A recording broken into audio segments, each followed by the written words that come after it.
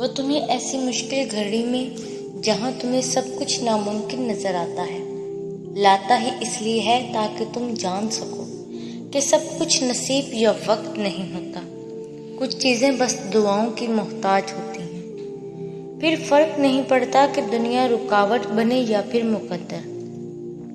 دعا مخلص دل سے نکلتی ہے تو یا دعا اس کے حق میں قبول کر لی جاتی ہے یا اس دل کو صبر دے دیا جاتا ہے۔ جن چیزوں کا تم دنیا سے پردہ رکھ لیتے ہو ان چیزوں کو جب اللہ کے سامنے بے پردہ کرتے ہو تو وہ اس خودداری کا مان رکھتا ہے۔ جو باتیں تم کسی کو نہیں بتا پاتے وہ باتیں جب اللہ کو بتاتے ہو تو وہ خوش ہوتا ہے کہ جو تم نے کسی سے نہیں کہا وہ اس سے بلا جھجک کہہ دیا۔ اس لیے دعا کرنا کبھی مت چھوڑنا، خاص طور پہ جب دعا کرنے کی کوئی وجہ نظر نہ آئے۔ اس کو آواز دینا اور یہ بتانا کہ تم اب بھی مایوس نہیں ہو، کہ تمہیں اب بھی اس کے معجزوں کا انتظار ہے، کہ تم نے اب بھی نصیب سے ہار نہیں مانی۔ جو اللہ سے رابطہ نہیں توڑتے اللہ بھی پھر ان سے وابستہ رابطوں کو ٹوٹنے نہیں دیتا۔ وہ جانتا ہے تم پر کیا کیفیت گزر رہی ہے۔ وہ جلد ہی ایسی مدد بھیج دے گا کہ تم مطمئن ہو جاؤ گے۔ نہ آزمائش ہمیشہ رہتی ہے نہ یہ مرحلہ مستقل ہے۔ وہ جو عادل ہے وہی کفیل بھی ہے۔ لگ رہا ہے تمہیں وہ تمہارے قریب بھی ہے۔ وہ مانگی ہوئی کوئی دعا رد نہیں کرتا۔ وہ تہجد کے سجدوں کو کبھی ضائع نہیں کرتا۔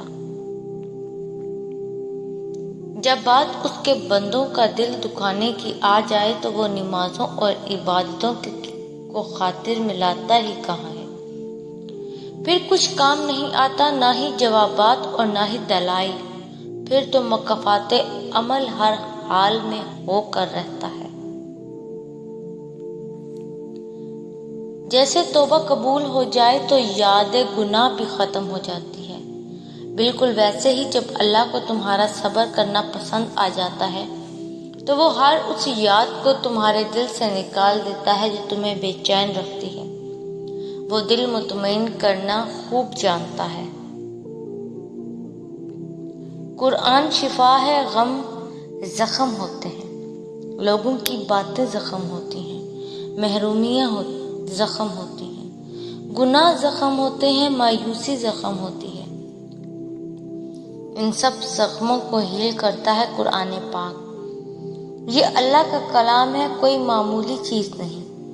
یہ آسمانی مرہم ہے، یہ اللہ کی طرف سے شفا ہے مومنوں کے لیے۔ اس کو چھوڑ کر کہاں سے شفا ملے گی، کہاں سے سکون ملے گا؟ اگر اس کو ہم تھام لیں گے اللہ ہمیں تھام لے گا۔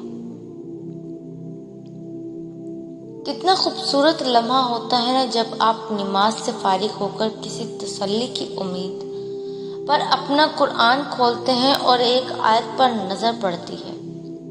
تھوڑی دیر پہلے تھمنے والے آنسو پھر سے بہنے لگتے ہیں، جس وجہ سے آپ جا نماز پر تکلیف میں اپنے اللہ کے سامنے روئے تھے۔ اس بات کی تسلی قرآن کی آیتوں میں آپ کے سامنے ہوتی ہے۔ آپ کو لگتا ہے قرآن آپ سے باتیں کر رہا ہے، آپ کا رب آپ کو جواب دے رہا ہے۔